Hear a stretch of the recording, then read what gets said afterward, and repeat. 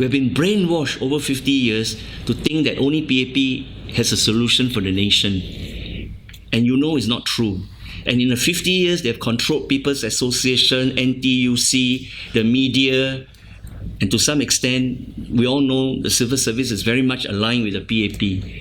And this all must stop. This all must stop. We must not link them all together and all serving one political party. It should be serving Singaporeans and not any political party. So much fear. So much feeling that the PAP knows best. So much feeling that without them, the whole country will perish. I think it's a myth.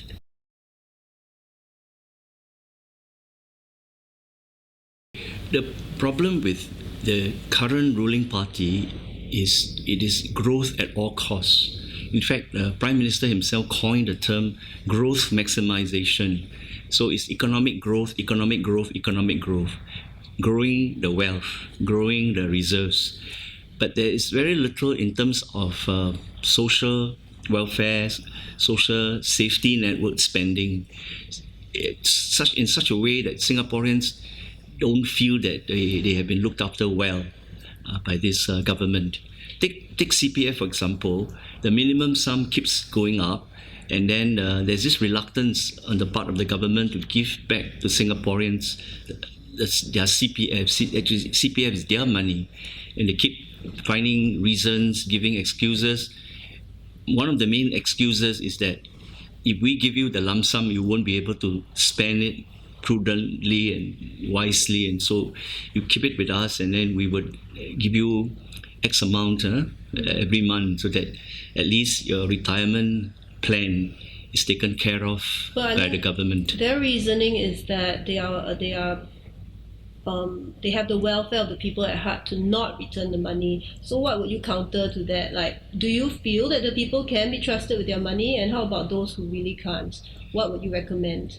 Okay, this is a very infantile way of looking at the citizens. There's an assumption that majority won't be able to use this money wisely.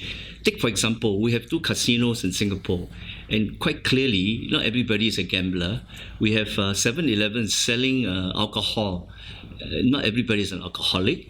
We have cigarettes on sale everywhere, but not everybody is a smoker. So we must have this trust in people. And after all, it's their money.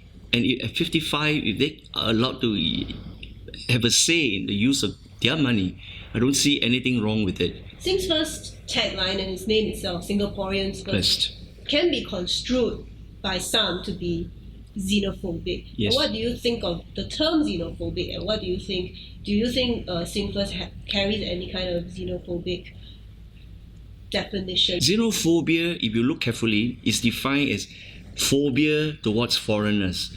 We are not saying we are fearful of foreigners. We welcome competition, but it must be fair competition. That's why we say fairness is in our value system. So we are not saying we don't welcome foreigners. We say, yes, you can come, but everything being equal, the Singaporean will get his job first. We don't want the idea that because of growth at all costs, we want cheap labor. So between employing a Singaporean who commands X amount of money versus a foreigner who commands cheaper wage, the job is given to the foreigner. I think this is very unfair, and we've got to relook at the business model.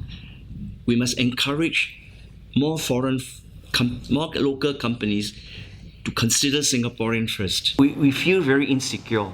We feel that the foreigners are here to compete with us to get our jobs.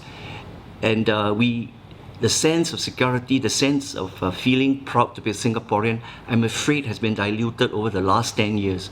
In Sing First, we believe that we don't just use our head, we also use our heart.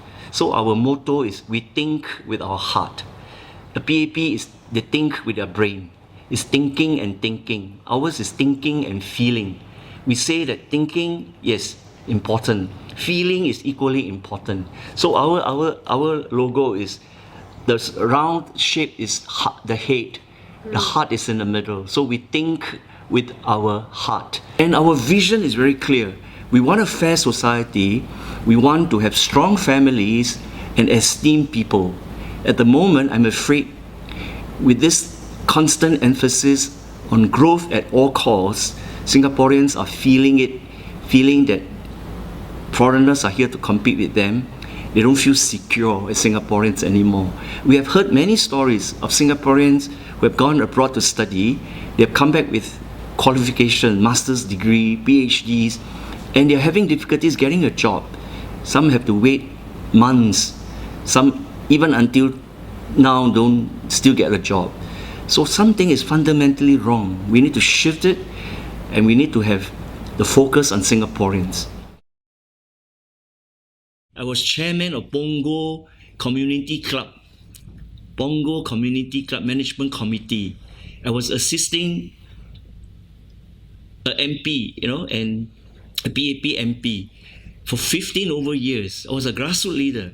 Then I decided after 2003, I said something is not quite right. They were heading in the wrong direction.